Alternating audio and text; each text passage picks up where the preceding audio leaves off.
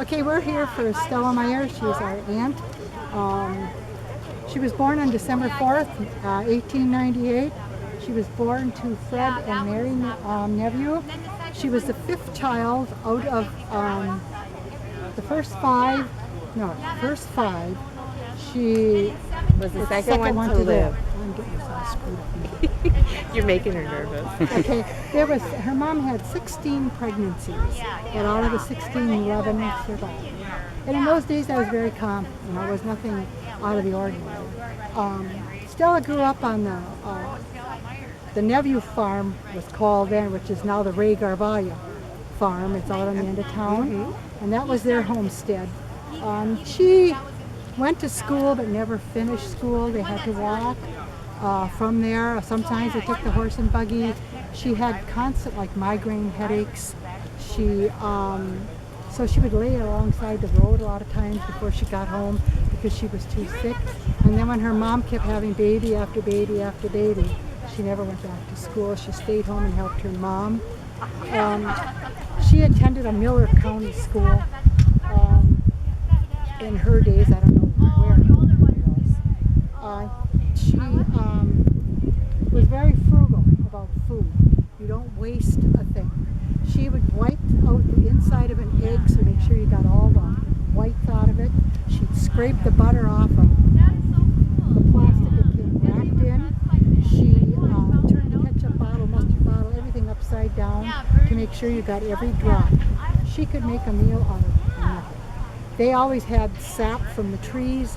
She kept that in her fridge. In those days, they never made maple syrup or anything like that. You had to just use the sap from the trees. And she was a fantastic baker, cook. But she'd go to a restaurant and you'd have to hide the menu on her because she couldn't stand the prices. She thought everything was so expensive. Debbie one time had got Stella a quart of milk and she ran over it. And Stella was having a fit because that cost 25 cents in those days. She loved to play cards. She was very religious. Said the rosary, made hundreds and hundreds of rosaries, sent to missions all over the world. Said the rosary daily as a family, always together. Attended Mass every day. When they went out on dates in her family, you always had to take somebody with you. You could never date anybody alone. She always used to tell me, if I would go on a date or whatever, and she used to say, no, make sure you never let him put his hand on your knee. Make sure. Make sure that doesn't ever happen. So she married Phil Neveau in 1917. They had a dairy farm, and they lived where the Harvels lived. That was their farm back then. So they ran that farm, and he also was village president for 10 years. And he ran the hardware store down where the old chalet bar was downtown. Where there was a funeral home. Hi, how are you? It used to be an ice cream shop there too. Then it was the Meyers appliance store. And next to it was a chalet bar, and I can't remember the other one that was there. And then they actually raised my oldest brother Raymond, and they were so very proud of him. He brought lots of joy to them in their life, that's for sure. She couldn't bear any children. She could not have any children, so she basically had him in her life forever until she died. But Phil died in 1961, and they had been married for 44 years. And she had given me her 25th anniversary ring 40-some years ago, and I have never taken it off. So I have worn this ring. She was dear to my heart and dear to our whole family. She took all 5 of us in at a moment's notice. She would take care of us and love us like, we were her own.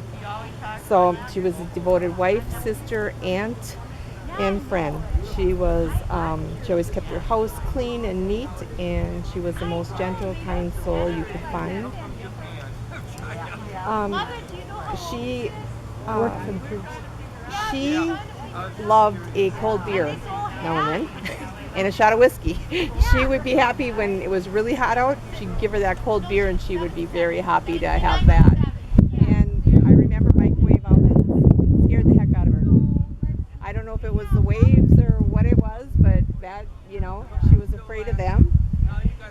She cleaned for 2 different priests after Phil died.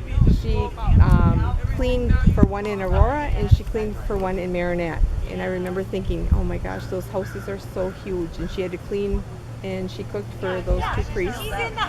And housekeeper. And she lived with us for like 4 years before she went into the Vine Court apartment. So she lived at our home. So my mom and dad always took people in. They were always taken. Right? I mean, oh my gosh, someone always lived with us as long as I can remember. And then when she was older, I think she was like 82, the cops ended up taking her license away for driving. And she was taking her driver's test and she didn't turn her blinkers on. So I don't think you'd fail today for not putting your blinker on, the way things are today compared to back then.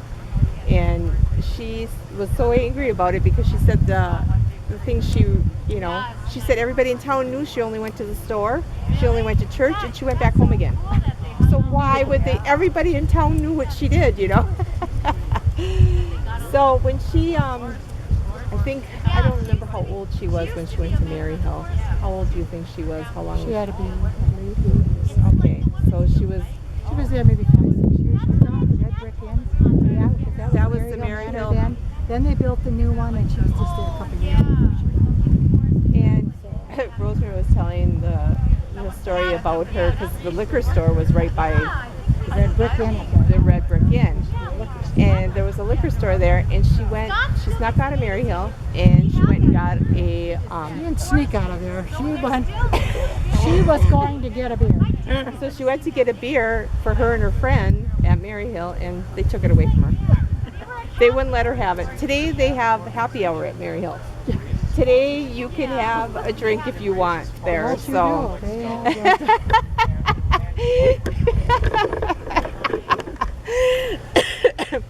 And anyway, when she was a resident at Maryhill, this is how kind she was.